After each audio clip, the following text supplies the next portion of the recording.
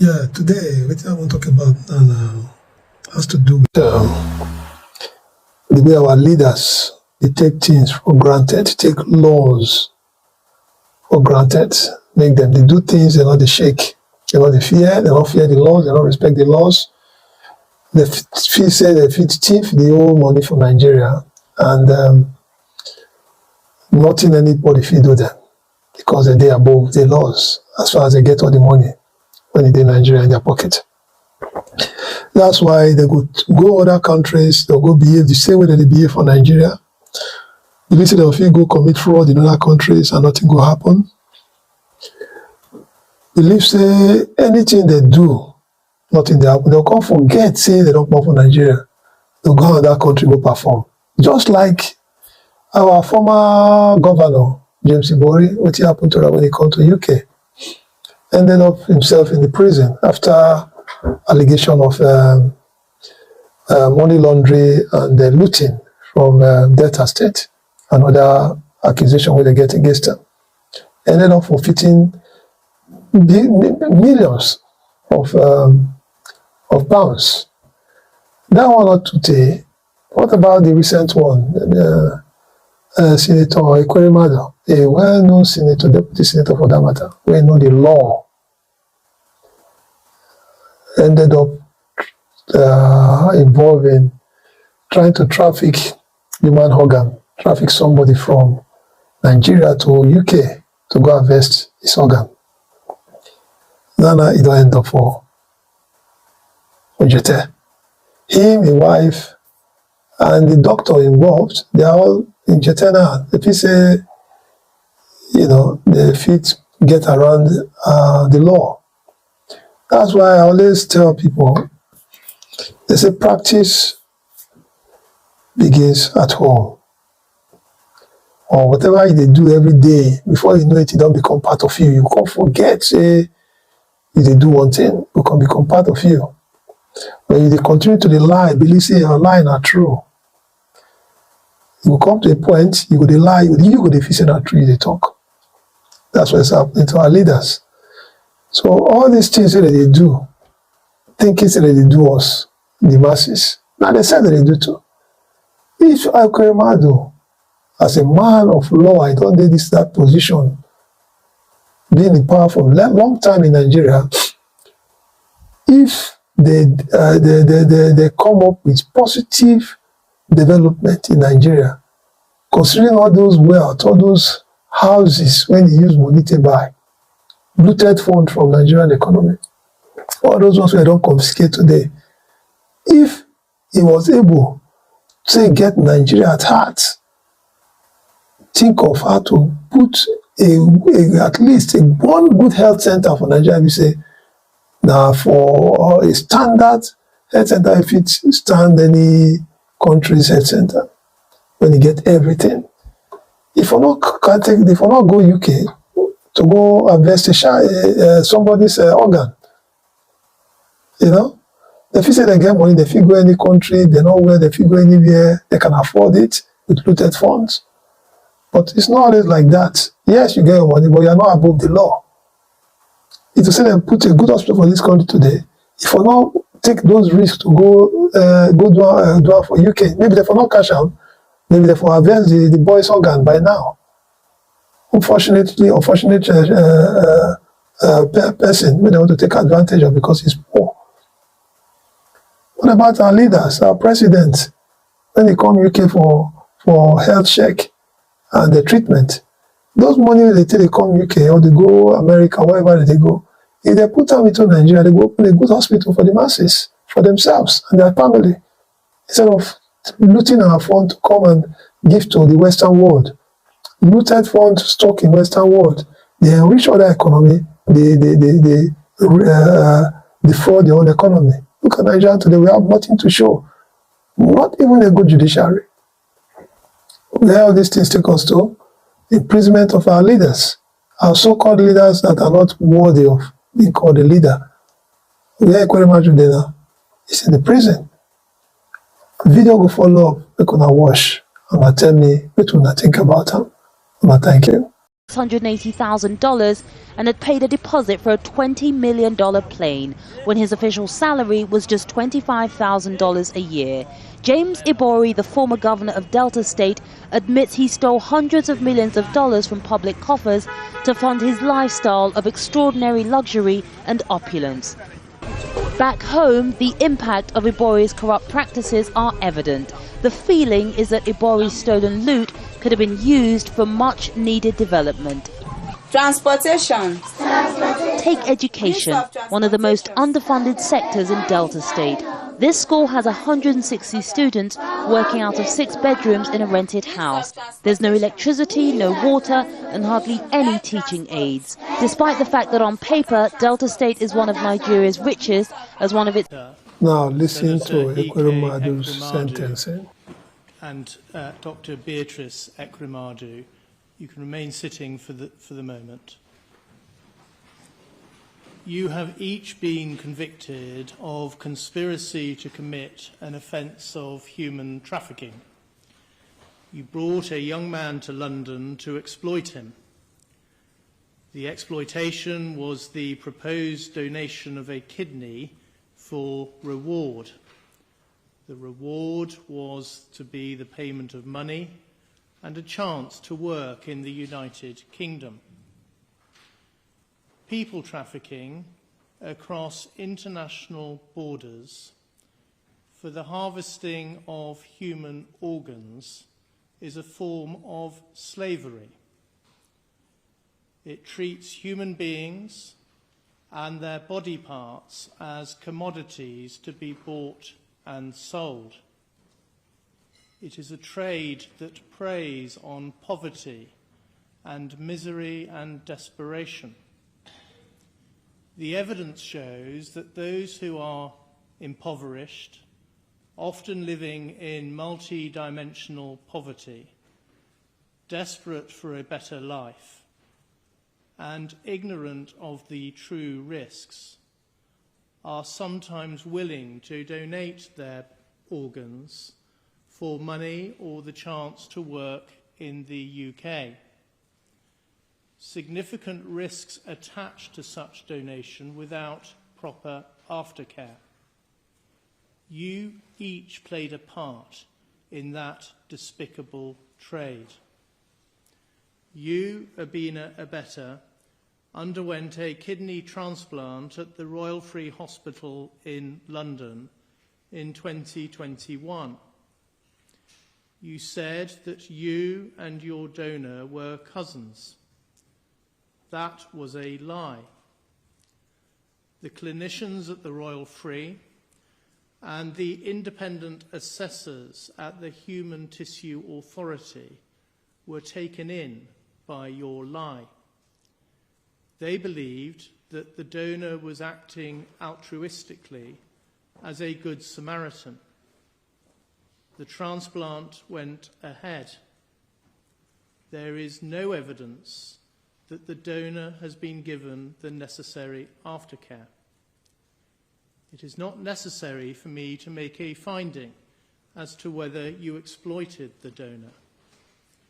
But what is clear is that you learned from your experience that it was possible to manipulate and corrupt the regulatory system by using a fabricated affidavit, by lying about your relationship with the donor, and by coaching the donor to lie. You, Senator Ike Ekweremadu, and you, Dr. Beatrice Ekweremadu, have a daughter, Sonia. She is very ill. She is suffering from FSGS, nephrotic syndrome. She needs a kidney transplant. Everybody has enormous sympathy for her and for the impact on each of you seeing your daughter's suffering.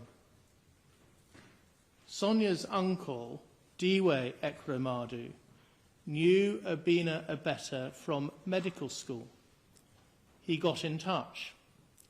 Abina Abeta offered to help find a donor.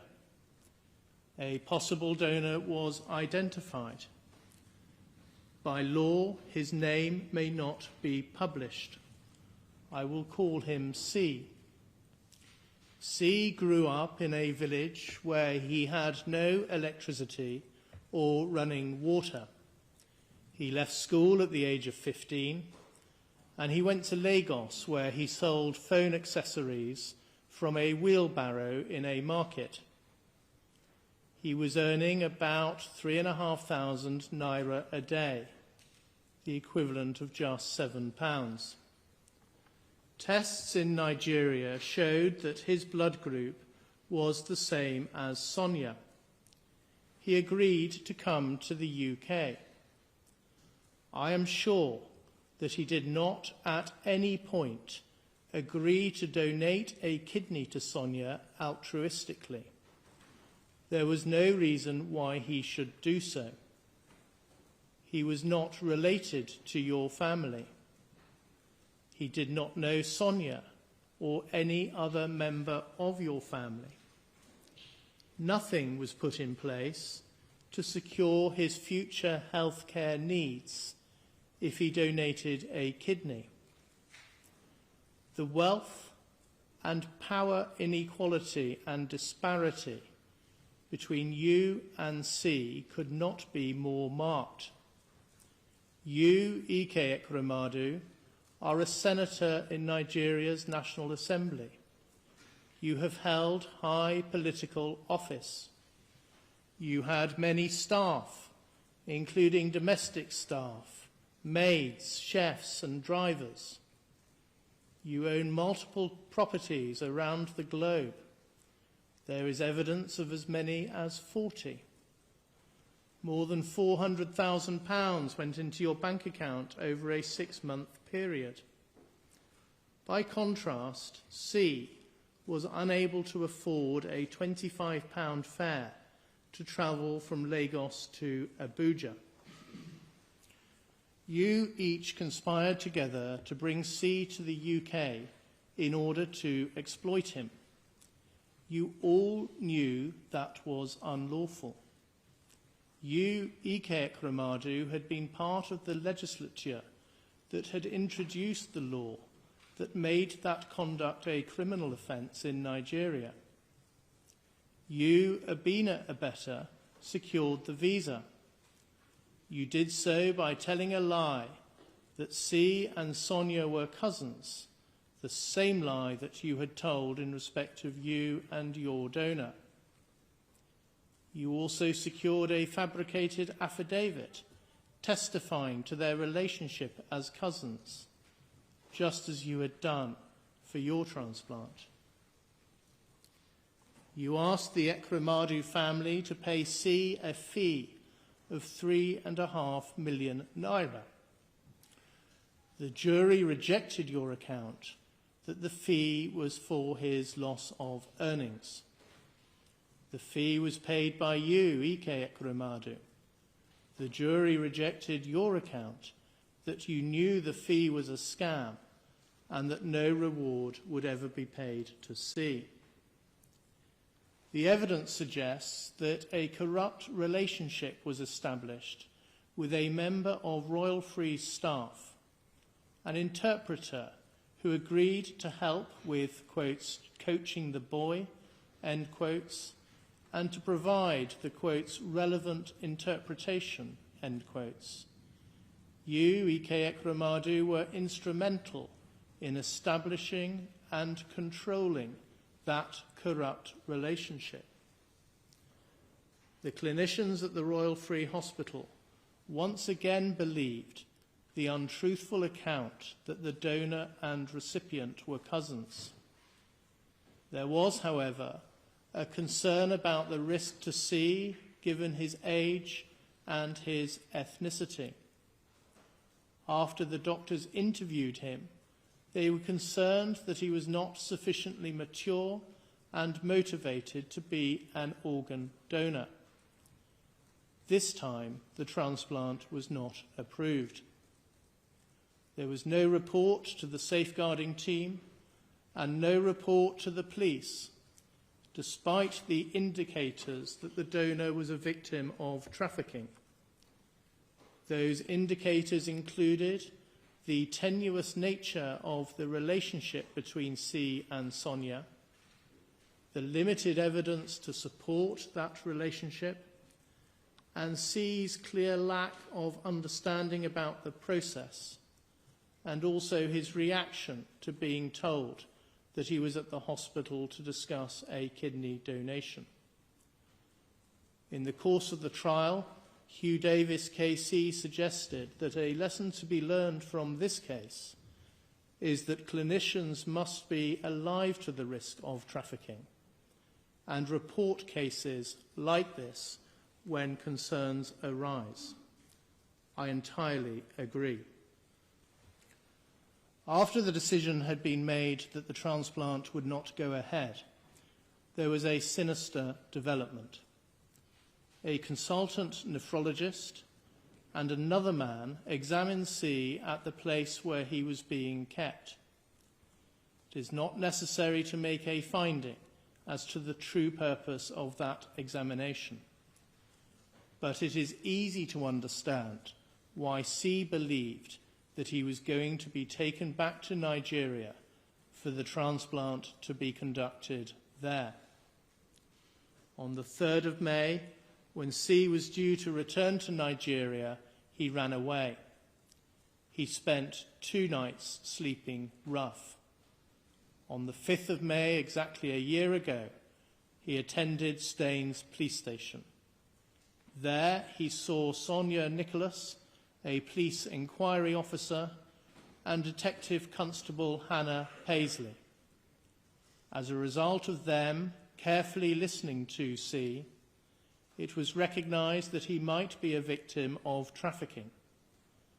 Arrangements were made to secure his protection and his well-being. Subsequently, each of you was arrested, charged, prosecuted, and convicted. C suffered a loss of his personal autonomy because you kept his passport and exercised control over his movements and his basic human needs. He was put in fear that he would be subject to the forced removal of his kidney without any appropriate aftercare.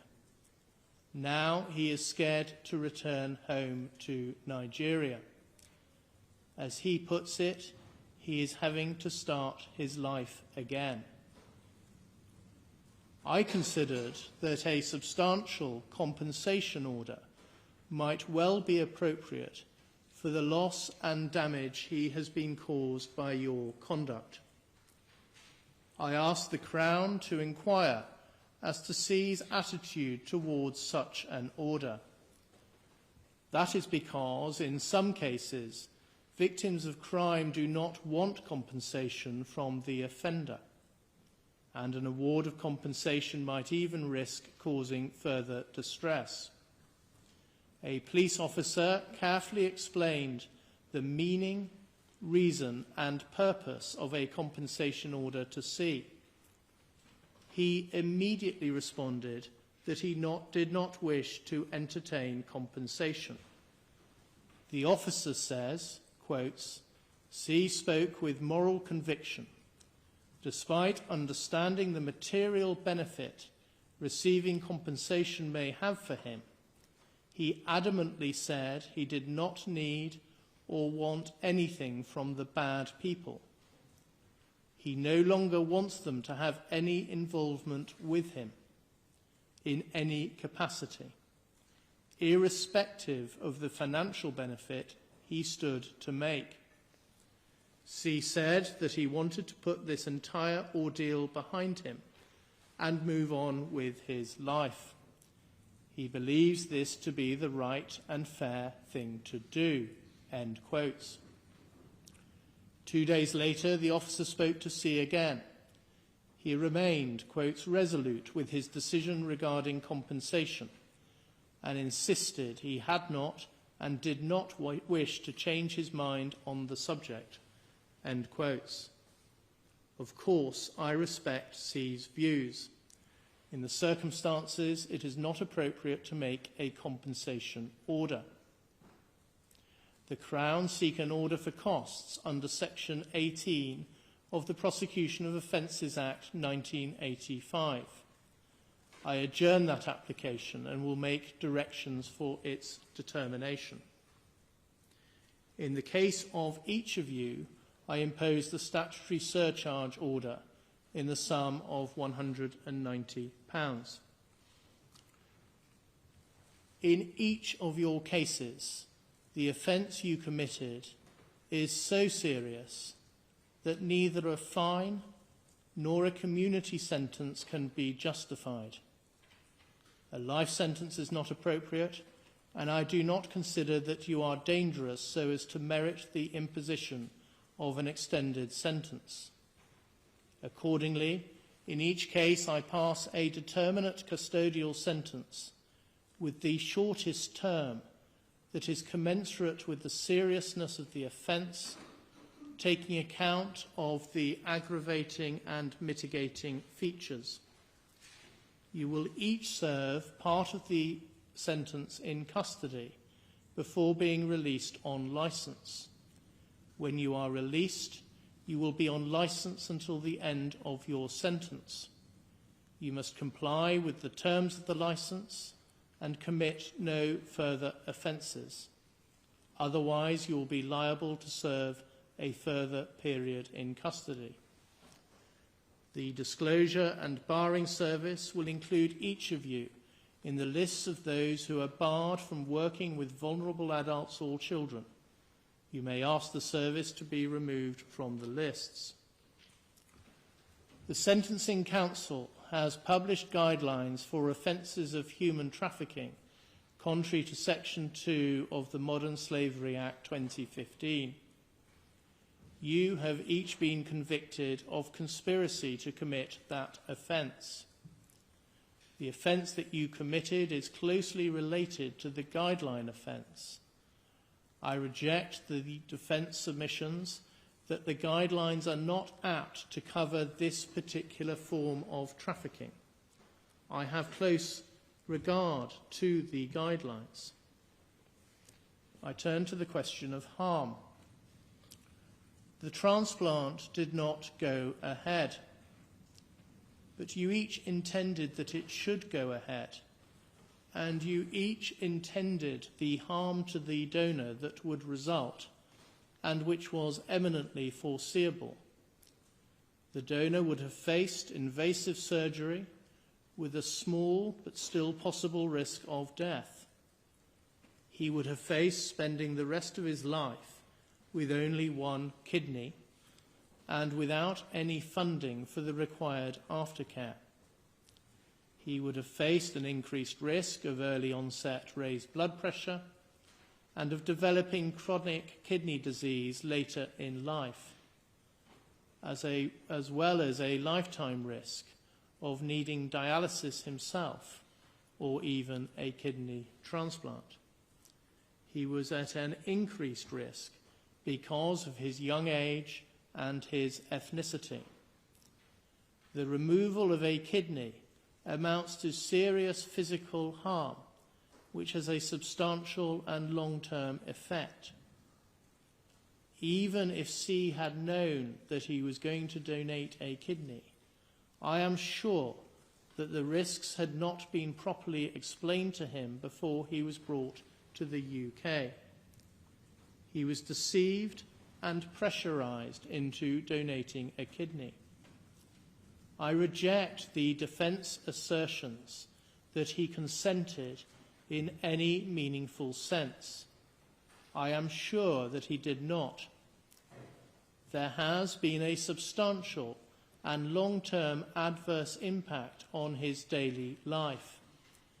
He is scared to return to Nigeria because of the risk of retribution from those that are sympathetic to you.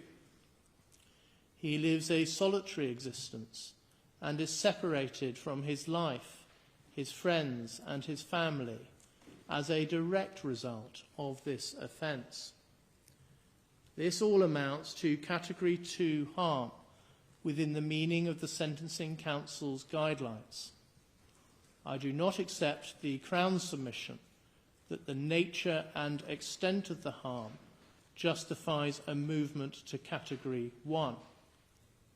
But it does warrant an upwards adjustment within the category range. The fact that the transplant was not carried out merits a downwards adjustment, but the level of that adjustment is limited because, firstly, the gravamen of the offence is the agreement that you reached to exploit the donor. The offence was complete at that point. The offence focuses on the conduct of the offender rather than the harm that is caused to the victim. Secondly, you did not withdraw from the conspiracy. The only reason that the transplant did not take place was because the hospital refused to carry it out. In each case, your reaction was to seek to exploit others. And thirdly, quite apart from the harm that would have resulted from a transplant, C has suffered substantial actual harm of the nature that I have identified. I turn to culpability. You, Abina Abeta, fall within the high culpability bracket. You played a leading role in the offending. You identified the donor and controlled him throughout the process. You did so in the expectation of substantial financial reward. I reject your assertion that there is no evidence of substantial financial advantage. Your bank statements show otherwise and demonstrate that you were reliant on the funds you secured from the Ekramadu family to keep your head above water. You applied a high degree of planning and premeditation. For example, you arranged the visa, you secured a fabricated affidavit, and you organized a scheme to seek to deceive the clinicians and ultimately the Human Tissue Authority. You were thoroughly dishonest throughout. You kept a substantial sum of money that was paid by Ike Ekramadu and was intended for the donor. You, Ike Ekramadu, also fall within the high culpability bracket. You also played a leading role in the offending, and to a greater extent than Abina Abeta, who was acting through Diwe Ekramadu at your direction. You did so in order to secure a material advantage, namely a human kidney for your daughter. You were involved in a high degree of planning and premeditation. For example, you orchestrated the arrangements with your brother, Diwe. You sought to conceal your link to the payment of a donor reward by instructing a member of your staff to make the payment via a currency trader. You were involved in the corruption of a member of hospital staff. I reject the defence suggestion that you were naive as to offers or payments of a reward to the donor, or that you only joined the conspiracy at a late stage. I am satisfied so that I am sure that you were the driving force throughout. Reliance is placed on the fact that you had no contact with C or Abina Abeta. That is true, but it is an indicator of the leading role you played, directing the overall operation, but keeping your distance by getting others to do your bidding. I accept that you were not directly involved in the fabrication of an affidavit and that you told Sonia not to sign it. Again, in context, that is consistent with the type of leading role you played. You well knew the sorts of steps that were being taken to try and pull the wool over the eyes of the doctors and regulators. I am satisfied that you, Beatrice Ekremadu, performed more limited functions under the direction of your husband. I accept the submission of Anu Mahindru King's Council that your family was patriarchal and you were deferential to your husband. Your role was primarily to adopt the cousin lie. There was, so far as you are concerned, some limited planning and premeditation. You committed the offence in the expectation of a material advantage, namely securing a kidney for your daughter. Your case falls at the cusp of lower and medium culpability.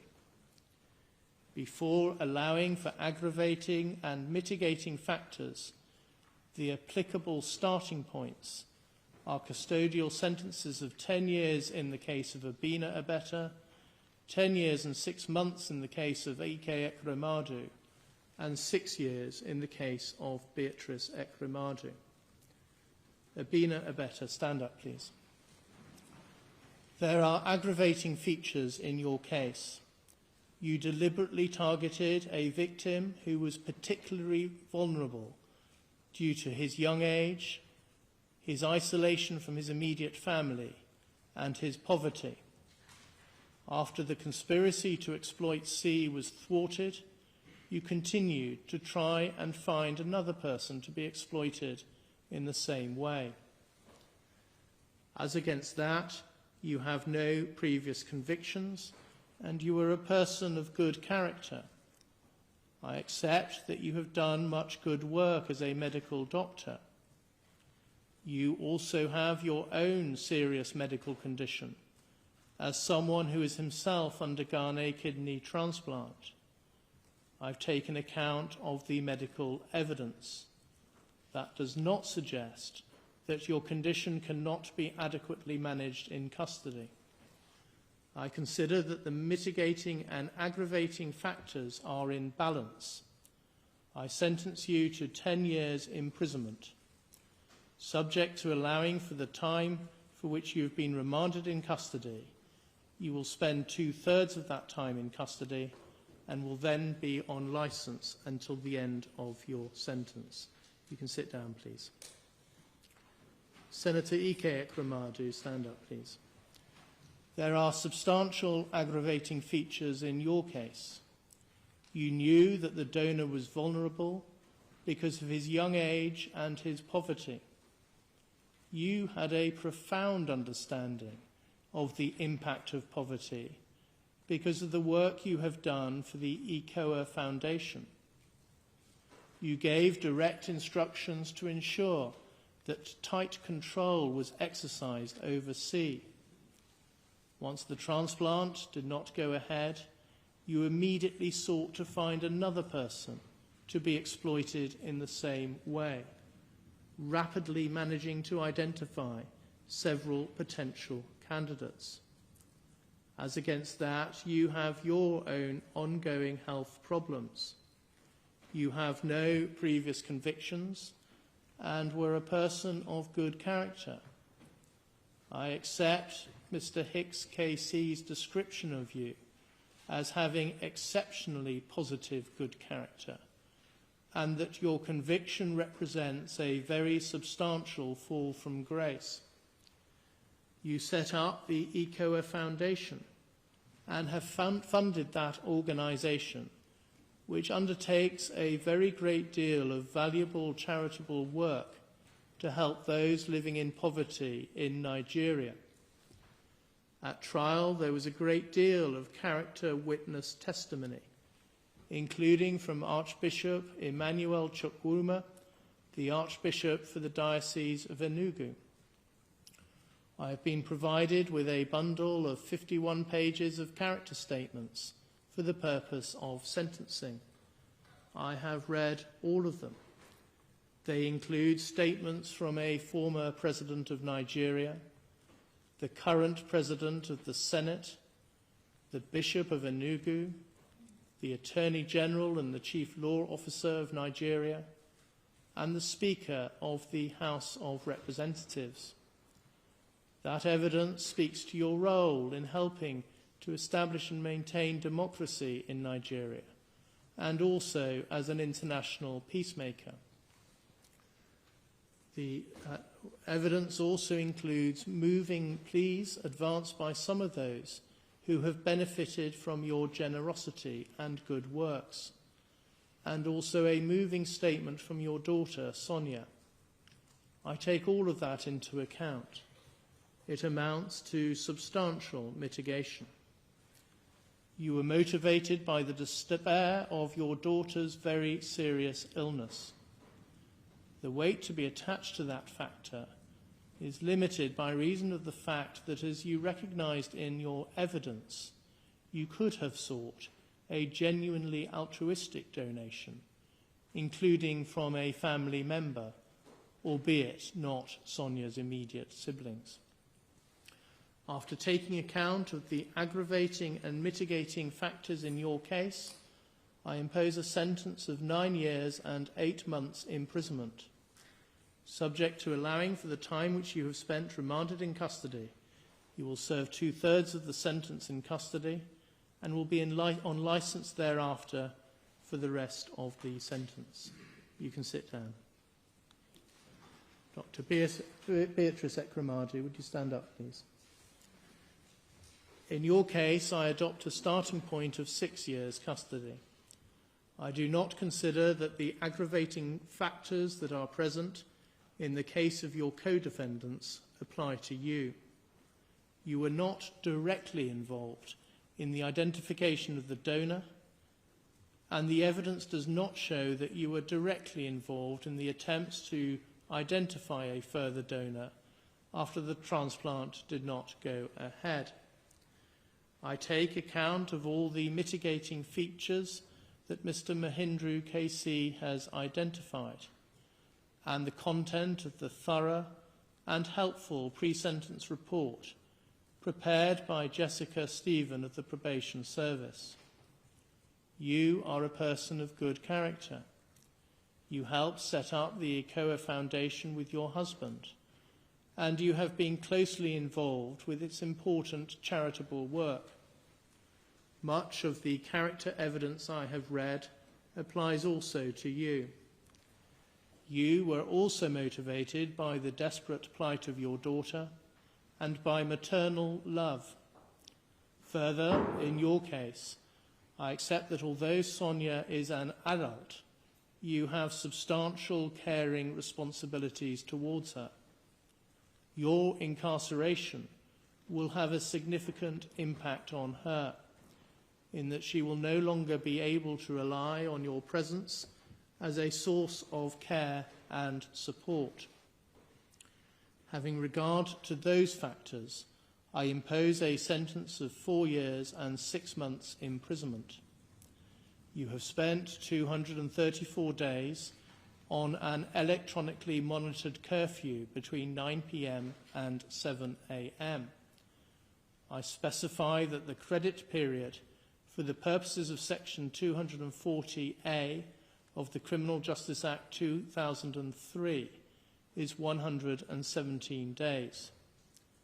So that period shall count towards your sentence. Subject to that, and subject to allowing for the time you have spent remanded in custody, you will serve 1/2 of your sentence in custody. You will then be on licence thereafter for the rest of the sentence. You can now each be taken downstairs.